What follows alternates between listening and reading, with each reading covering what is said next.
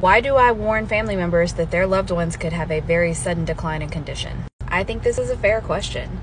We learned very early on during COVID that it was unlike anything we had seen before. In this comment, you say there's no way they're fine and then they're dead, but that's what they do. This week alone, it has happened 4 times to me and my group. I have left them on 2 liters at the end of a shift, and I've come back and they're intubated or dead, and that's 12 hours later. Yes, we technically get a warning, when somebody starts to go downhill, but the thing with COVID is it happens within an hour. Patients were fine. They were sitting up on the side of the bed, and then they walked to the bathroom, and all of a sudden they're blue and in the floor.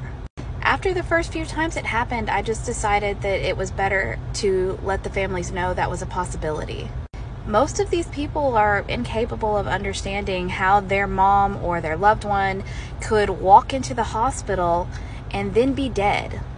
I had one too many conversations with family members where I tried to explain how it happened. They don't understand. Hell, I don't understand still. I just personally feel that it is better to warn them ahead of time so that they at least have it in the back of their mind that even though everything is okay right now, it could be a very different story in an hour. We've never seen anything like COVID. And, this commenter, if you really worked with these COVID patients, then I know you know what I'm talking about. Granted, we all have different methods, and this was just my preferred way of dealing with this. I cannot imagine what it was like for people to receive that phone call from me. Hey, this is Sunny from the facility.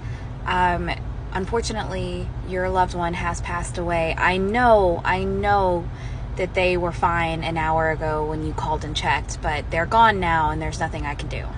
How confusing and heartbreaking that had to have been. And I just know personally, I would appreciate it if somebody gave me more realistic views of the situation. Absolutely no hate to the person who was commenting. We all dealt with it. We all chose different ways of doing it.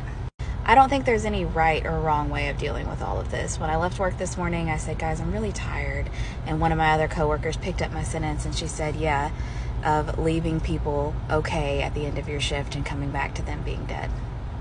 I don't know how to make the public understand how horrible this disease is.